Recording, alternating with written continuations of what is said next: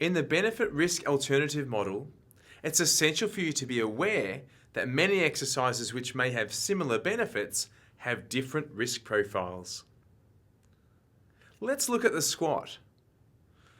The benefits are that it's extremely functional. It's also a very metabolic exercise, so it's fabulous for burning calories and increasing strength.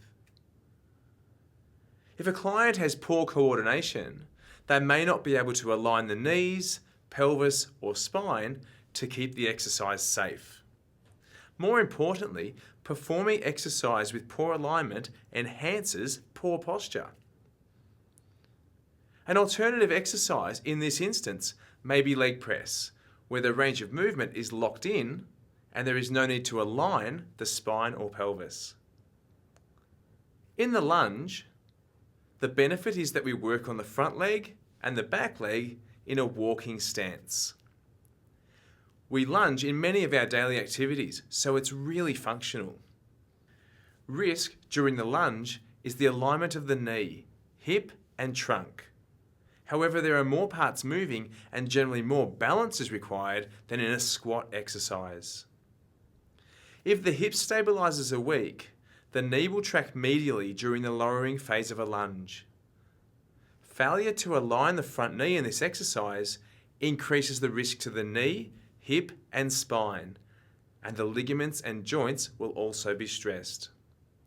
An alternative may be to reduce the range of movement of the exercise or switch to a squat or leg press, which has less balance elements and allows a greater focus on alignment. The deadlift targets the extension chain, which makes it a great exercise for all of your postural muscles. It also engages the posterior core muscles strongly and improves the coordination of the muscles between the legs, pelvis, and back. However, it's quite technical, and there is a heap of variable elements that need to be ticked off before a deadlift can be deemed safe.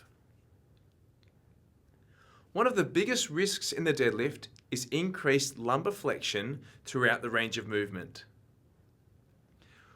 When this happens, it indicates the participant is losing tension in the erector spinae muscle group. Increased lumbar flexion can also mean the participant is utilizing the back muscles as the prime mover instead of the gluteus maximus. Teaching a client the correct hip action in a deadlift is paramount to keeping the exercise safe and making sure your client gets the benefits. A good alternative to the deadlift is to start with a lighter bar or dumbbells and teach a modified deadlift, which begins from a standing position.